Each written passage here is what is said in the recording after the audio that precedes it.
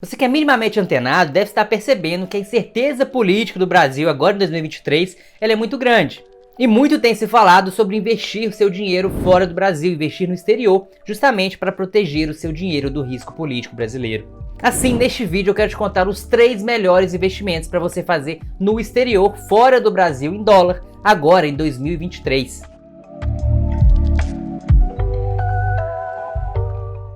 Meu nome é André Araújo e chegamos em 2023, né? Passou um ano voando rápido mais uma vez. E você, já investe no exterior? Vai começar a investir agora depois que ver esse vídeo? Já deixa aqui nos comentários que eu quero saber. Agora, independentemente disso, você vai ver aqui nesse vídeo os 3 investimentos que você precisa ter na sua carteira agora em 2023, né? Investimentos em dólar, fora do Brasil. Justamente para que você possa dormir tranquilo com o seu dinheiro protegido, independentemente de qualquer situação política que aconteça por aqui. O mercado fica nervoso à toa. Em primeiro lugar, por que investir no exterior? Eu posso te dar 4 grandes motivos para isso. É uma questão de sobrevivência, é uma questão de segurança, é uma questão de diversificação e também é uma questão de equilíbrio entre receitas e gastos. E eu vou falar de todas elas aqui um pouquinho para você entender o contexto inteiro. Primeiro é sobrevivência, porque basta você ver o que está acontecendo há alguns anos nos nossos vizinhos, seja a Venezuela, seja a própria Argentina. Inclusive eu morei 2 meses na Argentina em 2022, tem até alguns vídeos aqui sobre o assunto.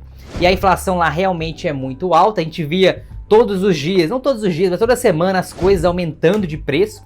Então a inflação lá é muito alta, ou seja, o poder de compra, a moeda da Argentina está perdendo bastante valor com o tempo.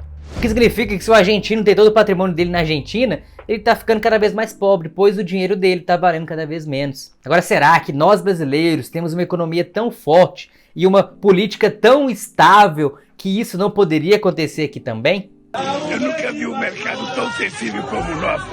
Bom, eu torço para que não aconteça, porque eu também seria afetado. Porém, eu prefiro ser conservador e me proteger investindo no exterior também, do que ser pego de surpresa, achar que isso não vai acontecer nunca por aqui, e aí me ver cada vez mais pobre com a perda do poder de compra do nosso real. E o segundo motivo é a segurança, porque veja só, se pegarmos o histórico do Brasil ao longo dos anos, a gente teve aqui hiperinflação na década de 80 e 90, nós tivemos inflação de 2 dígitos recentemente, 2015 e 2021. O real é a nossa 10ª moeda, enquanto que o dólar está lá desde 1776. Ou seja, o nosso real tem pouco menos de 30 anos, enquanto o dólar já tem lá mais de 200 anos de existência. Será mesmo que o nosso real é tão bom e tão forte assim, a ponto de você confiar todo o seu patrimônio, todo o dinheiro que você ganhou na sua vida inteira de trabalho e acreditar realmente que a política no Brasil é estável a ponto de nada acontecer? Se sim, ok. Mas, né? Terceiro motivo é a oportunidade de diversificação. Porque veja só, na B3, na Bolsa Brasileira, a gente tem cerca de 400 empresas. Enquanto nos Estados Unidos nós temos mais de 5.000, 6.000 empresas listadas. Além disso, as maiores empresas do mundo estão lá, não estão aqui. Pega empresas no nosso dia a dia, por exemplo. Estou gravando esse vídeo no meu iPhone da Apple. Você entra no Facebook, no Instagram, que é do Meta. Você tem o YouTube, para onde eu estou produzindo esse vídeo aqui, que é da Google, Alphabet. Você escuta suas músicas no Spotify, você vê seus filmes na Netflix, todas são empresas listadas na Bolsa Americana. Ou seja, empresas do nosso dia a dia que a gente usa todo santo dia. É verdade.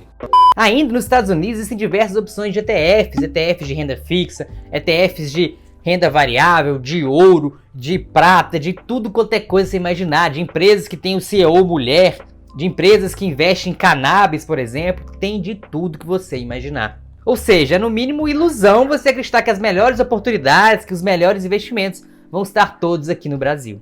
E o quarto motivo é o equilíbrio entre receitas e gastos. Porque veja só, as commodities, que são aqueles itens que podem ser produzidos no mundo todo, que não tem uma grande diferenciação, elas são cotadas em dólar. Então, arroz, trigo, soja, café, combustível, o petróleo, tudo isso é cotado em dólar. Então, se o dólar sobe, o que acontece com esses preços dessas coisas todas que eu falei aqui? Sobe também. E na prática o que a gente vê é que o dólar tende a ficar cada vez mais caro, porque a economia americana cresce mais que a economia brasileira e porque a inflação brasileira historicamente é maior que a inflação americana. Ou seja, se a inflação do real é maior que a inflação do dólar, eu tenho a inflação do real sendo a perda do poder de compra da moeda. O real está perdendo valor muito mais rápido do que perde o dólar, ou seja, o dólar fica cada vez mais caro em relação ao real. Mas isso a médio prazo. No curto prazo tudo pode acontecer, ele pode oscilar para qualquer lado. Mas no médio prazo a tendência é que sim, o dólar fica cada vez mais caro. Então você já tem despesas aí, entre aspas, em dólar, né, que são ativos de commodities, por exemplo. Agora, eu te pergunto, você tem receita em dólar? Você ganha alguma coisa em dólar? Porque senão, a verdade é que você está ficando mais pobre globalmente a cada dia. E aí tem aquela pergunta, né? Mas o dólar tá caro agora, tá 5,20, 5,30, 5,40. Eu te respondo, quando ele não teve caro, né? Quando ele tava a R$3 lá atrás tava caro, a 4 tava caro, a 5 tava caro. Daqui a pouco ele vai estar caro a 6, a 7, a 8, não sei. A questão é, no curto prazo não dá para prever para onde vai a moeda, mas no médio prazo a tendência é ele ficar cada vez mais caro. Ou seja, a ideia é você investir todo mês um pouquinho no dólar para comprar aí um preço médio, por exemplo, e aumentar a sua exposição para se proteger. Então vamos lá, vamos aos 3 investimentos que você precisa ter na sua carteira de 2023, né, investimentos em dólar. E o primeiro deles, né, é investir na renda variável, né, em stocks, e pode ser também em REITs e em ETFs, que são também ativos de renda variável americana. As stocks nada mais são do que as ações, mas nos Estados Unidos. Seria basicamente igual comprar uma ação aqui, né, comprar a ação da Magazine Luiza, da Petrobras, da Vale, mas você compra a ação do Facebook, né, do Meta agora, na verdade, né, da Alphabet, que seria o Google, comprar ações da Amazon. E existem 2 formas de fazer isso, basicamente. Você pode investir de maneira direta, né, abrindo uma conta numa corretora americana e fazendo a compra desse ativo, ou de maneira indireta através dos BDRs. E esses BDRs nada mais são do que recibos de empresas cotadas nos Estados Unidos que são vendidos aqui no Brasil. É como se, por exemplo, o Itaú ou o Bradesco comprasse lá ações da Disney, ele trouxe a ação da Disney, tem uma ação da Disney aqui, e cria 100 BDRs, por exemplo, sendo cada BDR equivalente a 1% dessa ação da Disney, e vende esses BDRs, ou seja, você comprando o BDR, você está comprando, por exemplo, né, 1%, 0,01 ação da Disney. Então quando essa ação variar, o seu ETF vai variar também. Então quando essa ação variar, o seu BDR vai variar também, de maneira que você vai estar indiretamente exposto àquele ativo. Só que na prática existem alguns problemas em investir em BDRs. O primeiro deles é a questão da liquidez, porque pode ser que esse BDR que você queira, ele não tenha tanta liquidez. Ou seja, você para comprar até consegue, mas para vender, muitas vezes você vai acabar tendo que vender mais barato, porque não tem tanta gente assim querendo comprar e vender esse ativo. Então dependendo da empresa que você vai comprar, né, dependendo de qual BDR é, você pode ter algum problema com relação à liquidez. Outra questão é que o BDR vai ter também uma limitação de empresas, né? Porque você vai conseguir comprar algum BDR que alguma empresa brasileira comprou a ação e criou os BDRs para poder vender. Ou seja, você vai ter uma oferta, uma gama de opções investindo diretamente no exterior muito maior do que aquela que você vai ter pelos BDRs. Um outro detalhe, quando você compra BDRs, né, além de você comprar um pouco mais caro do que é o valor da empresa mesmo, porque o exemplo que eu dei aqui, o Itaú, por exemplo, ele vai comprar lá a ação e vai vender o BDR, ele vai colocar uma margenzinha ali, até por isso que ele faz isso, né, para poder ganhar algum dinheiro. O Itaú também, ou o Bradesco, ou quem quer que seja, ele vai também ficar com um pouquinho dos dividendos que você receberia. Ou seja, a empresa vai pagar dividendos para o Itaú, ele vai distribuir alguma parte para você sim, mas vai ficar com um pouco para ele também. Ou seja, você acaba ganhando um pouco menos. Você pode até me achar um idiota, mas tá aqui comigo. O detalhe é que se você investe diretamente no exterior, você tem uma isenção de até R$35 mil por mês de imposto de renda, né, no ganho de capital, na venda aí dos seus ativos lá fora. Enquanto que num BDR você não tem essa isenção. Você vai pagar imposto de renda se você vender com lucro. E por mais que você tenha um spread cambial e IOF na hora de transferir o seu real para dólar e poder comprar o ativo diretamente lá fora, no médio e longo prazo, esse spread cambial ele é diluído e acaba valendo mais a pena você investir lá fora do que investir através de BDRs aqui. Mas o principal ponto mesmo de investir lá fora, ao invés de investir em BDRs, por exemplo, é porque você investindo em BDRs, você está ainda investindo no Brasil. Mas que esteja ligado a ativos do exterior, né, você está investindo através do Itaú, do Bradesco, da sua corretora, que estão localizadas aqui no Brasil.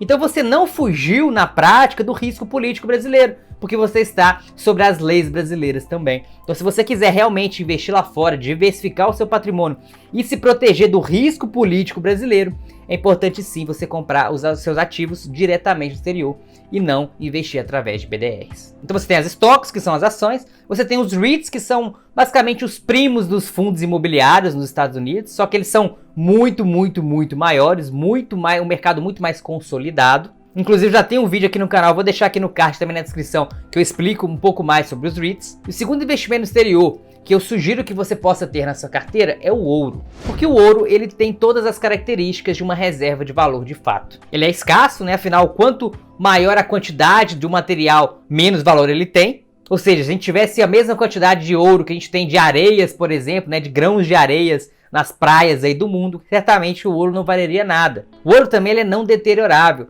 A joia mais antiga do mundo encontrada até hoje, por exemplo, data de mais de 500 anos antes de Cristo e foi encontrada em perfeitas condições. Outra característica de uma reserva de valor de fato é que ele é aceito globalmente em trocas comerciais. O dólar, por exemplo, ele é aceito globalmente, mas talvez se você fosse para alguma comunidade mais inóspita aí, né, alguma civilização onde, vamos dizer, não chegou aí a nossa civilização como conhecemos, talvez eles não saibam o que é o dólar, né? Vai ter um pedaço de papel que não serve para nada.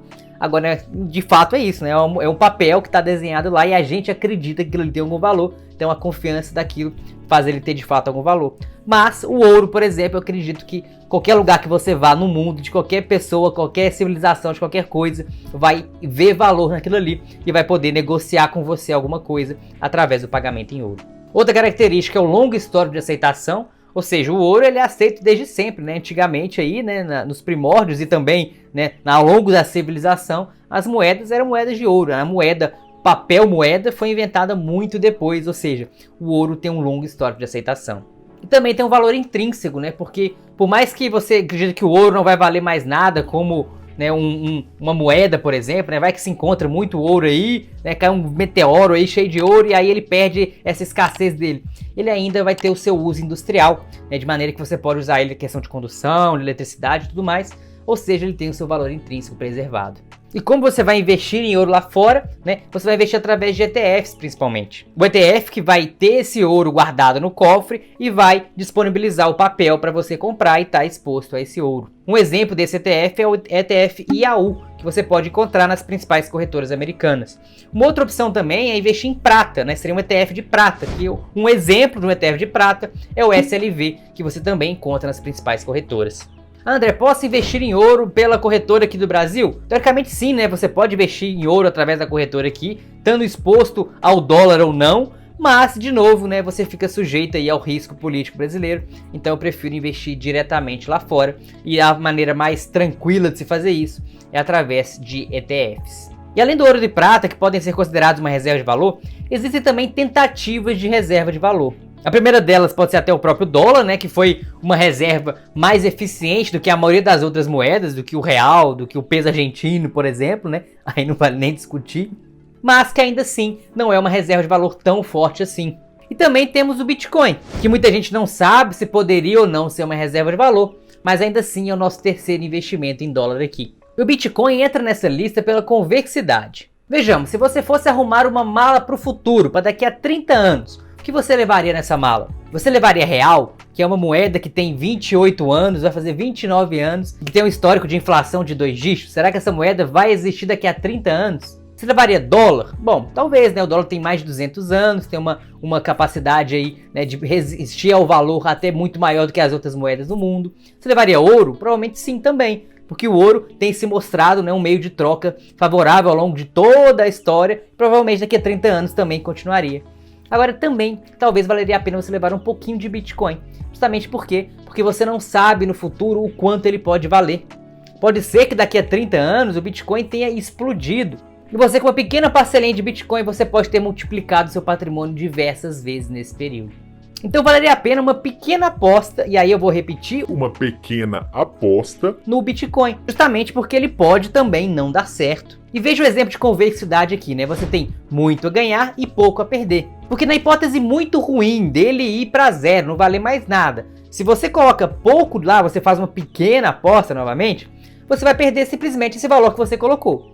Agora, e se ele explodir? E se ele simplesmente se tornar uma reserva de valor, virar um meio de troca e realmente se tornar a moeda global daqui a 30 anos? Você vai ter multiplicado seu patrimônio por N vezes, não consigo nem saber para quando vai. Ou seja, tem piso, do chão não passa, você perde só aquilo que você investiu e ao mesmo tempo não tem teto, né? Pode subir indefinidamente e você não sabe para onde vai. Então a convexidade, estar convexo, é você realmente ter muito a ganhar e pouco a perder. Mas só vale a pena se você tiver pouco exposto ao ativo. Porque se você tiver 50% do seu patrimônio em Bitcoin e ele for a zero, você vai perder muito, você vai sofrer muito. Então já não seria mais convexo. Então vale dizer que é uma pequena aposta, um percentual pequeno da sua carteira Bitcoin, justamente por essa convexidade que ele apresenta. E eu falo que estar convexo é como jogar uma moeda para cima. Se der cara eu ganho, se der coroa eu não perco. Joga essa moeda diversas vezes e a tendência é que eu ganhe bastante. Agora, depois desses 3 exemplos, pode estar se perguntando, André, Mas e a renda fixa americana? Será que também não é um bom investimento para 2023? Os Estados Unidos estão com juros mais altos, a inflação mais alta, todo mundo está falando da renda fixa americana. Por que você não colocou a renda fixa americana nessa lista? Será que não seria uma boa investir nela? neste caso sugiro que você assista esse vídeo aqui, onde eu contei tudo o que você precisa saber sobre a renda fixa americana, se vale a pena ou não investir, como funciona e o que eu estou fazendo com o meu dinheiro.